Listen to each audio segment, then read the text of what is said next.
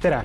Mina olen Juhan Koppel, Rakett69 teadustoimetaja ja selgitan teile, kuidas määrata auto teoreetilist pidurdamisteekonda, kui meil on kasutada ainult rehv ning pind, mille peal see auto pidurdab. See ülesanne tundub väga keeruline, kuid tegelikult on lahutatav selgeteks ja küllaltki lihtsateks detailideks. Auto puutub ju maaga kokku ainult 4 peopesa suuruse alaga, ehk siis rehv toetub ainult pisikese alaga maa peale. Ja kui masin pidurdab, siis selle pidurdamise maksimaalse jõu määrab suuresti ära just see, kui hästi see rehv selle maapinna peal hõõrdub. Ehk siis, et kui hästi hakkab ratas maa külge kinni. Ja selleks, et nüüd välja arvutada selle auto teoreetiline pidurdusteekond, on meil vaja kõigepealt määrata rehvi maksimaalne hõõrdetegur. Hõõrdetegur näitab meile kehale mõjuva raskusjõu ning hõõrdejõu suhet. Seega määrab auto parima pidurdusteekonna tegelikult ära rehvi ja maapinna vaheline hõõrdetegur. Ja esimese asjana tulekski see hõõrdetegur ära määrata. Selleks teen nii. Võtan jupinööri ning seon selle ratta külge. Nüüd saan selle vedrukaalu abil ära kaaluda, kui palju see ratas kaalub.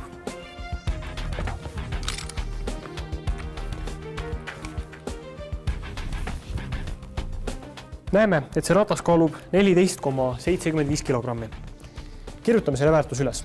Rehvi mass ehk siis M-rehv on 14,75 kilogrammi.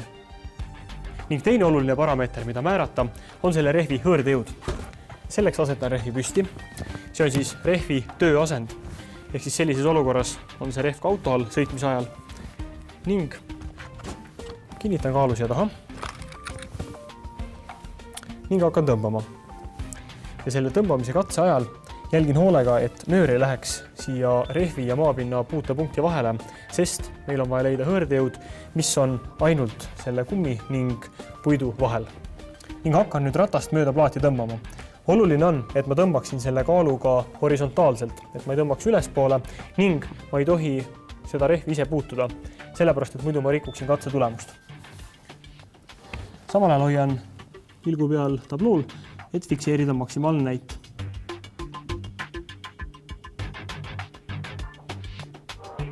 Näeme, et rehv hakkab libisema 13,1 kilose jõu juures. Seega paneme ka kirja, et M libisemine ehk siis ML on 13,1 kilogrammi. Ja nüüd hõõrdetegur müü on tegelikult ju raskusjõu ja hõõrdejõu suhe. Me ei mõõtnud mitte jõudusid, vaid raskuseid. Kuid me võime selle tulemuse korrutada G-ga, et saada tulemus newtonites või lihtsalt kasutada neid samu ühikuid, sellepärast et lõpuks kilogrammid taanduvad välja ning just suhe on see, mis on oluline. Seega müü on libisemiseks vajalik kaalunäit jagada selle rehvi massiga. Ja tulemuseks saame 0,89. Ja pange tähele, siin ei ole ühikut järel, sest hõõrdetegur on dimensioonitu suurus. Ta on lihtsalt suhtarv. Nüüd, kui hõõrdetegur on leitud, hakkame leidma auto pidurdusmaad. Selleks võtame appi Newtoni teise seaduse, mis näeb ette, et keha kiirendus on võrdeline sellele mõjuva jõuga jagatud selle keha massiga.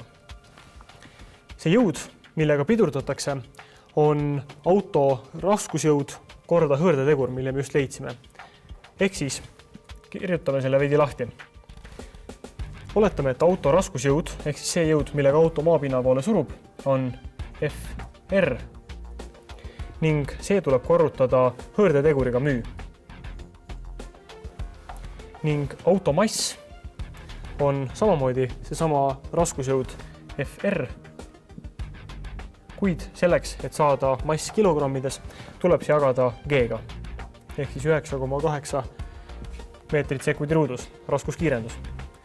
Ja siit leiame, et meil on võimalik taandada ära need 2 liiget ning saame, et auto maksimaalne kiirendus ongi hõõrdetegur korda gravitatsioon. Ja selle väärtus on 8,7 meetrit sekundi ruudus. Järgmisena on meil teada, et auto liigub kiirusega V0 võrdub 69 kilomeetrit tunnis.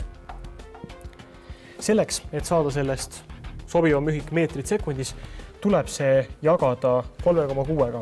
Ehk siis 69 jagada 3,6-ga võrdub 19,1/6 meetrit sekundis ning selle ühikuga saame juba palju paremini arvutusi teha. Ja teeme selle tehte väga üksipulgi läbi. Selleks, et leida pidurdamiseks kuluv aeg, T, peame me lihtsalt jagama selle algkiiruse V0 kiirendusega A. Ja saame 19,1/6 jagada 8,7 meetri sekundi ruuduga, et aeg, mis kulub, on 2,2 sekundit.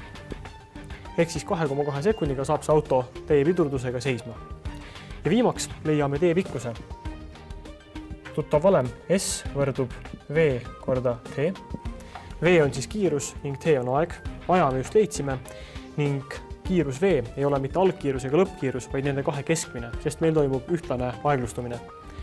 Seega jagame selle algkiiruse lihtsalt 2-ga ja keskmine kiirus VK on siis 9,58 meetrit sekundis, mis tuleb korrutada 2,2 sekundiga. Näeme, et sekundid taanduvad siit välja ning saame tulemuseks 21,1 meetrit. Ja kuna vastust nõutakse sentimeetrites, siis korrutame selle lihtsalt 100-ga, saame 2110 sentimeetrit, mis on ka meie esitatav vastus. Kontrollime, kas see õige on.